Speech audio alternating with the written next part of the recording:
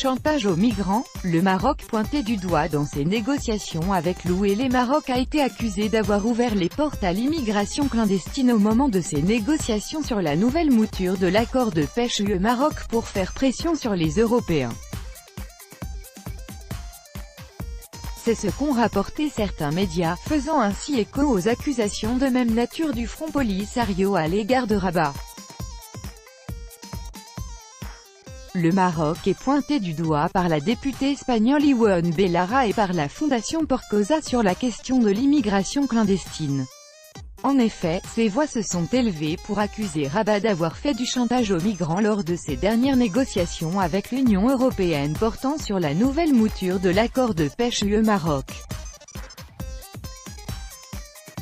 Que le Maroc fasse de nous le chien de garde des frontières a des conséquences désastreuses, a déclaré Ione Belarra, la députée du parti espagnol d'extrême gauche Podemos, citée par le site d'information marocain Yabiladi dans son édition du 7 août.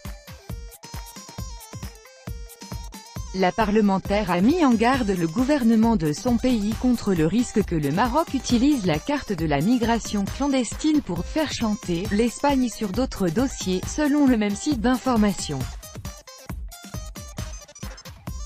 Le Maroc a été, au même titre, accusé par la Fondation Porcosa qui enquête sur les questions de migration.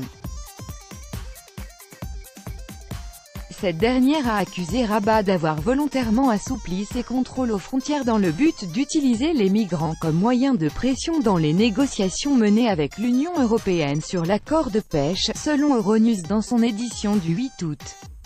Il est plus difficile d'en être absolument certain, mais plusieurs observateurs suggèrent que le Maroc, comme il l'a fait par le passé, l'utilise dans le cadre de ces négociations, très sensibles, a déclaré Gonzalo Fanroul, un enquêteur de la fondation cité par le média.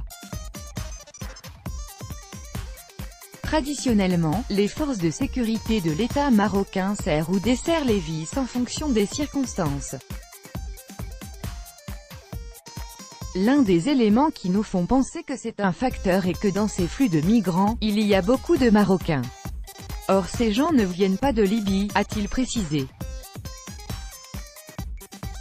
De son côté, l'analyste politique au European Policy Centre, EPC, Frank McNamara a affirmé, selon Euronews, que les migrants ont longtemps été utilisés comme levier dans les négociations entre certains États africains et leurs homologues européens.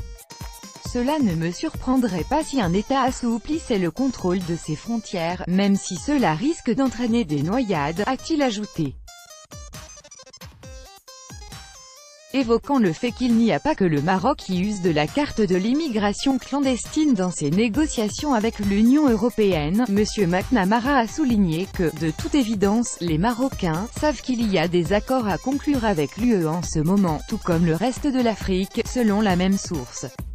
Le Maroc a utilisé la carte de l'immigration clandestine pour forcer l'Europe à signer la nouvelle mouture de l'accord de pêche UE-Maroc.